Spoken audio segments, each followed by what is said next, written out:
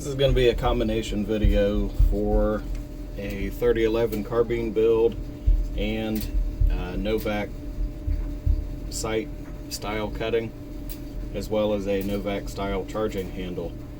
So I have most of the parts for my 3011 build. I am still waiting on some screws for the stock and the butt plate, but otherwise I have everything else.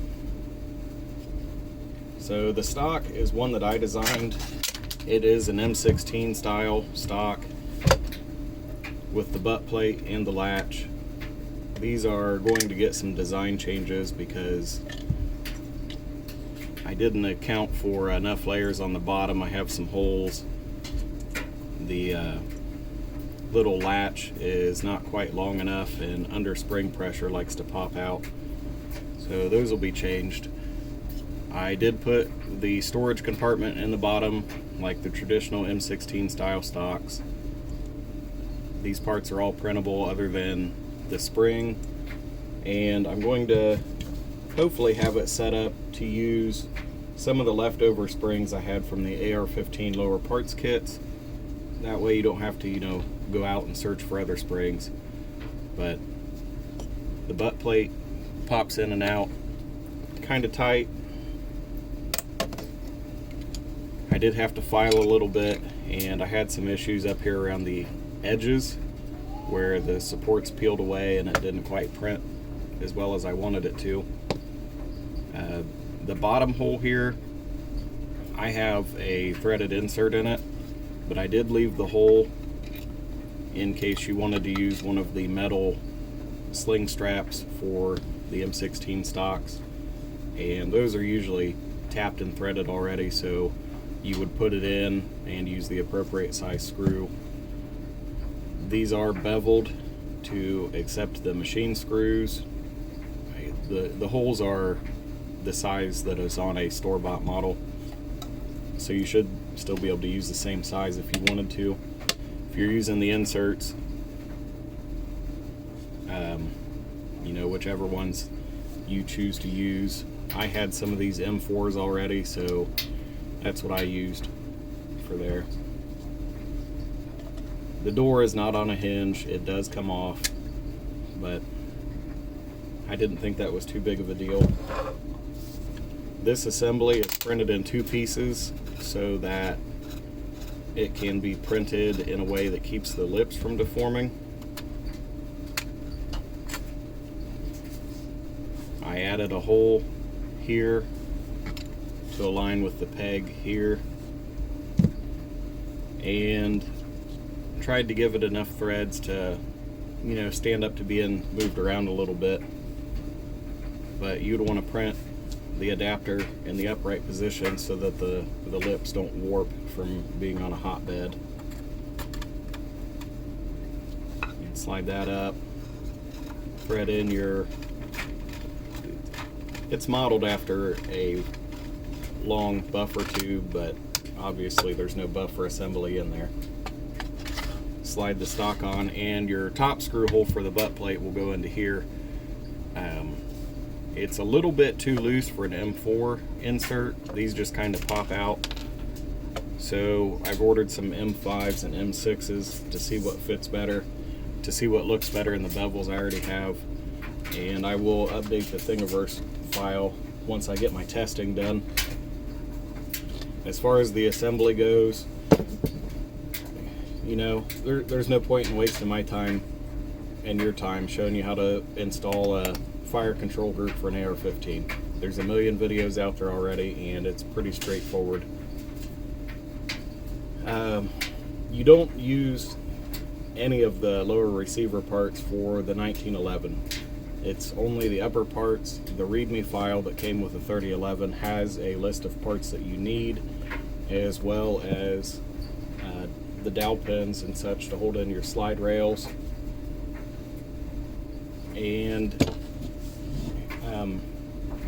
due to laws and stuff, if you're going to use the rifle length stock, you have to have a rifle length barrel. If you do not have a 16-inch barrel, you've made a short barreled rifle, and without a tax stamp, you're going to get yourself in trouble.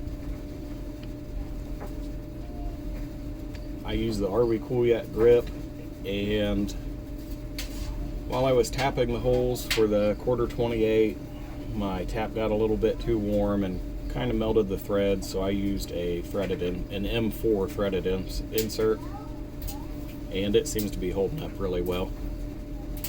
I do not have mags yet, so I can't test the mag catch, but one thing I had noticed in the README file was that you could use the double stack for paraordnance mag catch, and it does not fit. It's too long. Maybe I misread it. I don't know. It could be an error on my part, but the frame that I printed is for the traditional barrel, the non-ramped barrels. I haven't tried the other one yet. Maybe it does accept them, but this one will not accept the wider magazine release. One thing I did have to do to get the standard mag catch to fit is file this top area right here. It was really tight and it was causing binding issues, and it's still a little bit tight, but it at least functions now.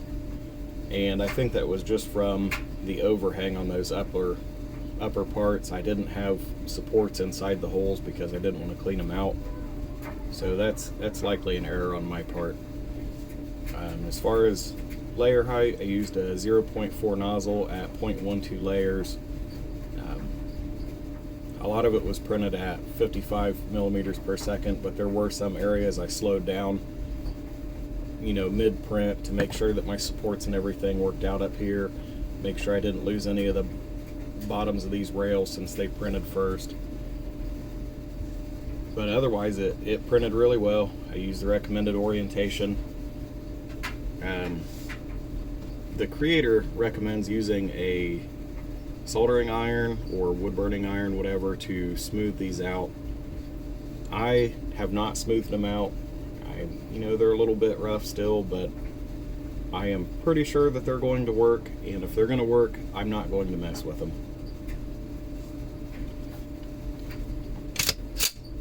I added a side charging handle since I was doing a carbine build. I just thought that would make things a little bit easier so that I'm not having to put my hand over the top and try to pull it back. I can put a mag in and drop everything on the floor because it's not screwed in.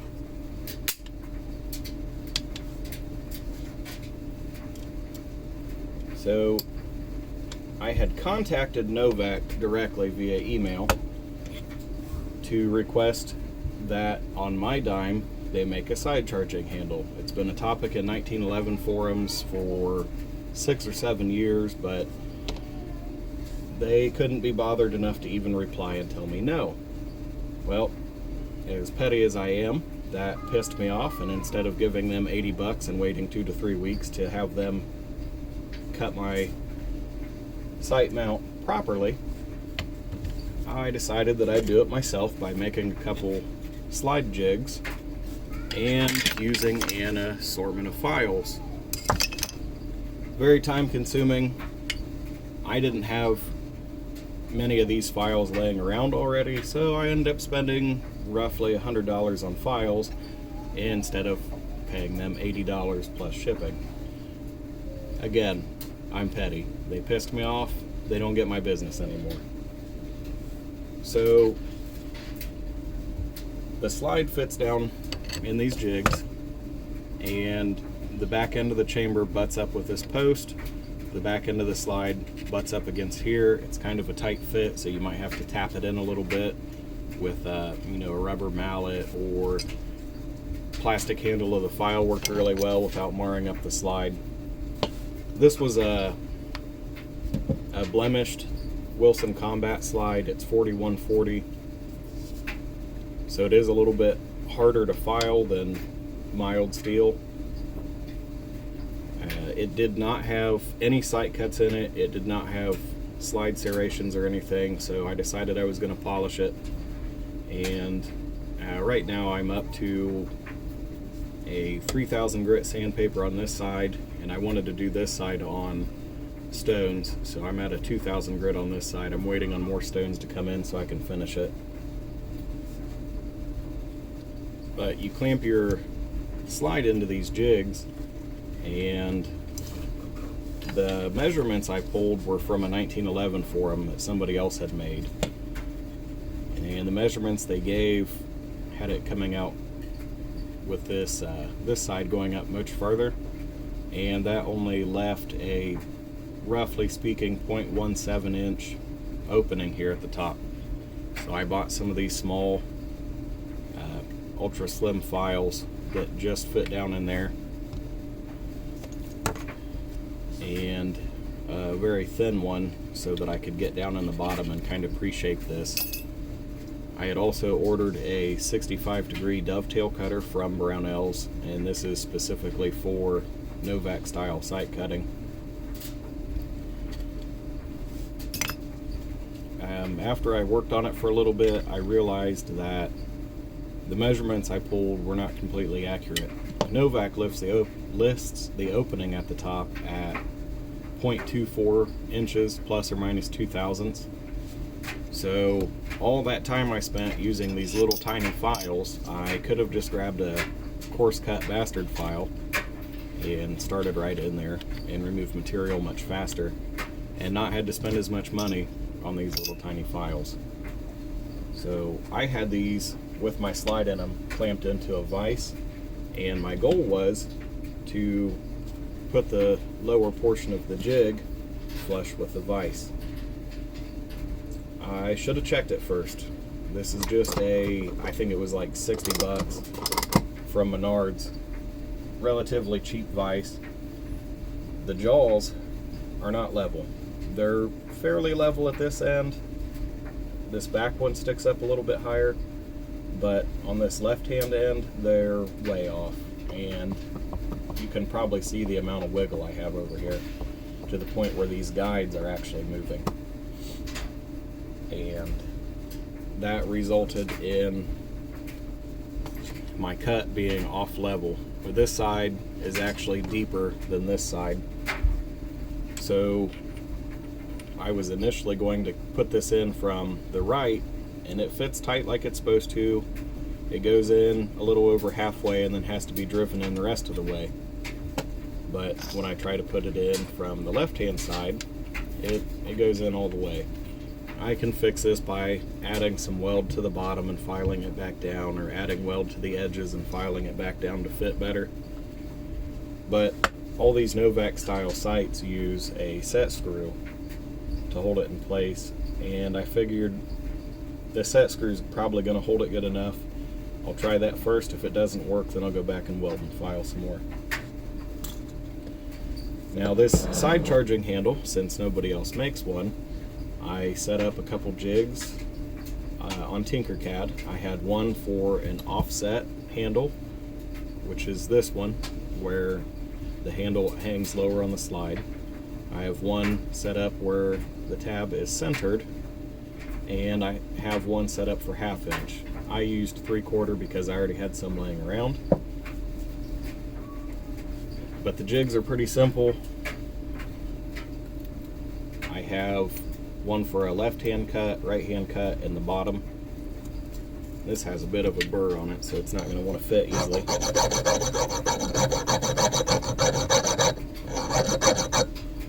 And the bar stock I bought was a Neiled 4140.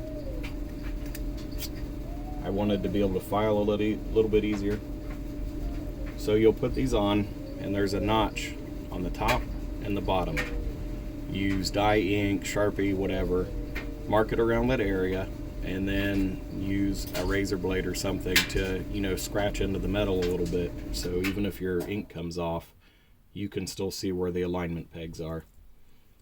This one on the side is for an M3 set screw, threaded insert, and then to be used with a set screw. I put it in a little bit deeper and kind of folded the ends over the top to hold it in place better so it wouldn't pull out. But once you have it set up on there, you notice this is only about 1/2 inch, and most slides are in the ballpark of 0.92 inch width. The reason I set this at 1/2 inch is so that you can work it with a file and kind of keep a guide there. You know, these smaller files have a safe edge on them, and they're about 1/2 inch width, so that helps keep everything straight and square. But you can measure your slide, do the first section, push it back, do the second section, and the safe edge will help keep everything neat and tidy. The other option is to put it on, mark it with Sharpie or dye ink, pull this off, and go to right angle grinder, belt grinder, benchtop grinder, whatever, and remove material a lot quicker. Then go back when you only have the edges of your marker left and go back and hand file it to get it flat, smooth, and a nicer finish. But you'll go through left, right, and bottom. And I have a third one that is a drilling jig. So you'd measure your slide to get the center and push enough of this through to where it lines up. Unfortunately, it needs to be widened out a little bit because as it printed, Kira decided that the hole was less important than the number of walls. So it kind of shrank the hole a little bit. I need to go back and fix that. I had it set up to do an M3. So the guide is 2.5 millimeter. And one thing I didn't consider when working this on my belt grinder, I got it hot several times. I had taken a pair of vice grips, clamped on it, held it in there until it was about down to where I wanted it, and I did the same for all four sides of this and all the way around this. And when I got done, every time it was hot and I had to leave it set to cool. For high carbon steels, this causes work hardening, and even though this started out as an annealed piece of bar stock, it got hard. Not fully hardened, but I snapped off my M3 tap in there. I don't feel like burning it out, welding the hole shut, and redoing it, so I moved over a little bit, drilled a 5 millimeter hole, and used an M6 set screw because that's what I had laying around. I didn't want to go buy more stuff. And, you know, lots of oil, go slow, make sure you back the tap out regularly to get the shavings out so you don't bind up your tap. And when you're doing these cuts, you know, you don't have to take it up to the final dimensions right away. You actually want to leave it a little bit small so you can hand fit everything. And I did check these cuts with a store-bought site. It wasn't from Novak, it was some cheap Chinese crap. About $7 for a night sight. But they fit in there much tighter than my charging handle does and actually have to be driven in with a punch, which is more ideal, but I don't really feel like making another charging handle. And it seems to work fairly well. All in all, the 3011 build was pretty easy. The sight cuts sucked. They weren't fun, and I don't really want to do them again. If you leave this back area a little high, you can take something like a corundum knife sharpening stone. This one's a 2000 grit, and you can just go over the top to smooth it out and remove your file marks. For the bottom, you could use a small diamond file or a finish cut file to smooth it out if you leave a little bit of space. But I suggest you print at least 2 of these jigs. That way, when you're filing down, you can see mine got chewed up a little bit. This was actually the second one I used. But you can see I started cutting at an angle here into the jig. Once I noticed I was doing that, I printed a new jig and started. And this 65-degree dovetail cutter has 2 safe edges on it. But the cutting edge does travel a little bit over onto the safe edge, so that while you're moving, it can still remove material off the bottom. And that was where I started really running into issues with my vise not being level. I had tried to set it across the top and run it back and forth to keep everything flat, but as you can see, these cheap jaws are not very hard and the file cut into them pretty badly. That combined with them not being level, lower quality cut, and that's entirely my fault. You get what you pay for, I guess. With these Are We Cool Yet grips, the hole for the spring and plunger is not deep enough, and you will have to cut them down. Once the spring is cut down, I probably could have taken one more loop off of this one.